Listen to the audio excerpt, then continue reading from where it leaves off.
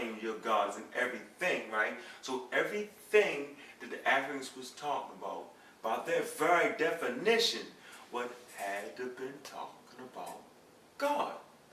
So how do you explain the ancient Africans or Egyptians or Cometians, as you just broke it down?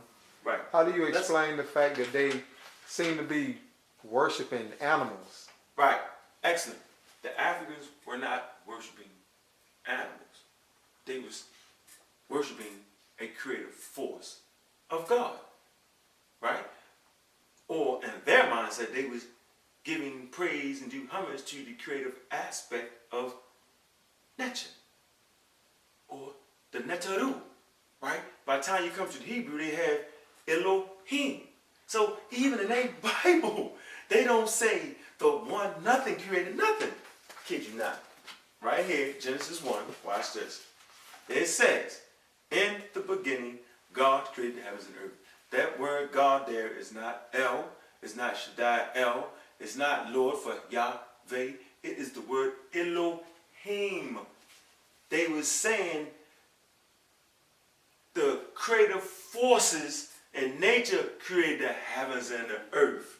They were saying the gods created the heavens and the earth. They didn't say the one God. And the Bible does not start out with the one God. Well, you're not clear. So when I read that and then it says in the beginning, God. In the beginning, God. God is an English translation. By the time the book was written in the Hebraic system, the Hebrew, which is an African numbering system, and the word God is Elohim. That's the Hebrew word. Elohim. It's not Elo, which is a dual. It's Elohim. It's not El, which is a singular form. It's Elohim. So it was really saying, like I gave you definitions of nature, that it was really trying to say the powers, the energies, the forces. The Africans had that concept. And the Hebrews supposedly living amongst the Africans, which they really wasn't, right? But anyway, they was trying to copy something, right? So your own Bible does not say in the beginning God. It says the gods or the forces or the energies or the powers, the exact same thing that the Africans were saying. They wasn't worshiping animals.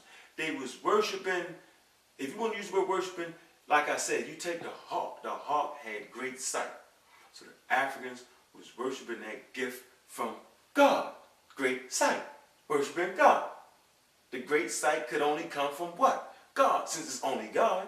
So they was worshiping the great sight that God gave the hawk. Right? The Africans was not worshiping animals or wasn't worshiping hippopotamus. They was giving due praise to how the hippopotamus looked. It looked as if it was a pregnant woman. Right? And the way the hippopotamus took care of his animal. Right? It was giving due praise to that aspect of the hippopotamus. It was giving due praise and due reverence to different aspects. The African was not praying to the sun. The sun is the greatest manifestation, right? The greatest power you will ever see on earth, right, would be the sun. They wasn't praying to the sun. They was worshiping the force, the energy, the life-giving principles that the sun gave. The Christians mix it up and say the sun is Jesus Christ, the Son of God.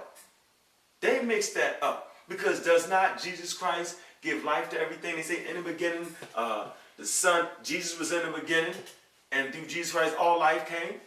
But is that not the same thing the Son does, literally? You know what I'm saying? If you go to the book of Malachi 4:2, it tells you the Son of righteousness will come with healing in his wings, but that Son is not the S-O-N, it's the S-U-N.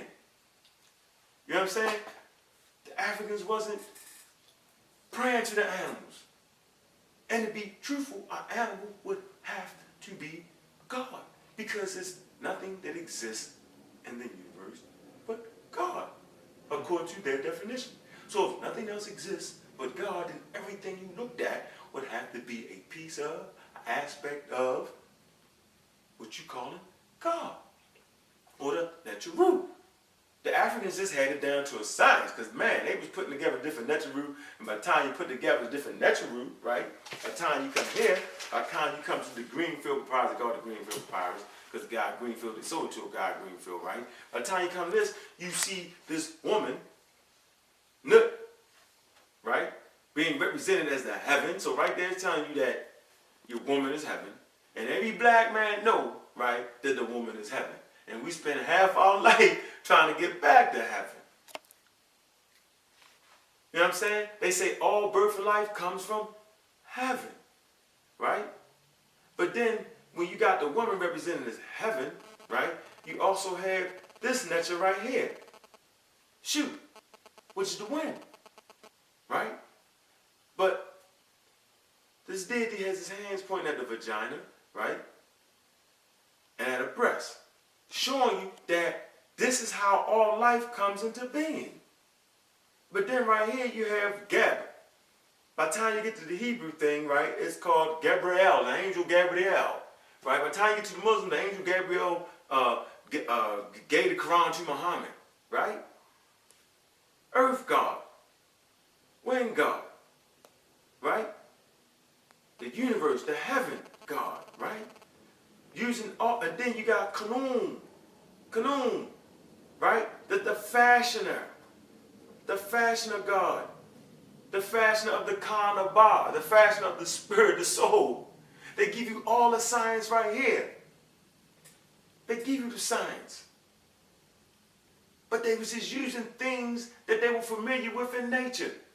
Only white man come out making up stuff. The Africans used the things that was around them. Each culture develops a religion and a God concept around the things they live around, the things they use. So if the river, if they was mainly a fishing village, they used the river. So then the river became the river God. Wasn't praying to the river, was giving praise and respect to the fish and all the nutrients that the river gave to the people. Because God is the river. Because God is the river. Because nothing else can give you life but God. So the Christians say. It's simple. Europeans teach you because they stupid. They on one, they stuck. Look at Larry Bird, shoot a jumper one way every time. Look at Michael Jordan, yo, you don't know where he's coming from. Look at Kobe Bryant, you don't know how he's coming. He's just coming. You know what I'm saying? Using all the tools around to do whatever he got to do. Right? So they was stuck on the one God when their own book don't even say one God. Right? So then when you, by the time you come down to this thing, right? Come to the judgment scene. Right? Come to this papyrus, right? We come to your Jesus Christ character, right? This is the judgment scene, right? The Christians will tell you that we're waiting on the day of judgment. But in actuality, the day of judgment is an African concept, right? I can show you in the book coming forth, but I don't know if I have enough time for that, right? But in actuality, right? You've heard it in the Bible, Jesus is the way, the truth, and the life. No one gets to the Father but through Jesus Christ. You will hear Christians constantly say this. Well, this is where they got that from.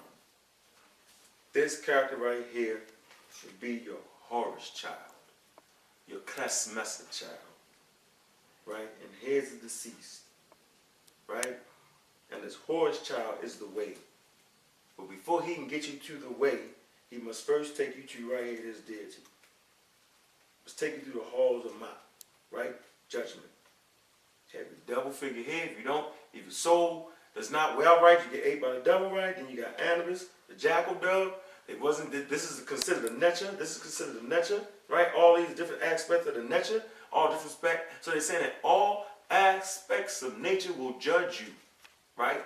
So the deceased comes. He gets judged, right? His heart is weighed by Mayat. Mayat is that, if you look at the African creation story, Mayat is that the creation. Before the creation, the balance of the Mayat is laid, and then you have the creation.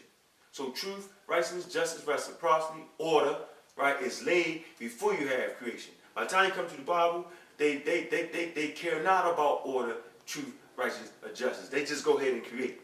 And we'll get into that, right? But then you come here, the soul, the deceased gets weighed, the heart gets weighed, right? If you pass on, you come to what they call the scribe. What's that? On one side of the scale, I see the heart of the deceased, but what's that on the other side? That's Mayat, the symbol of Mat. Looking at Mayat, the angel. We just got that feather there. They put that feather away. That feather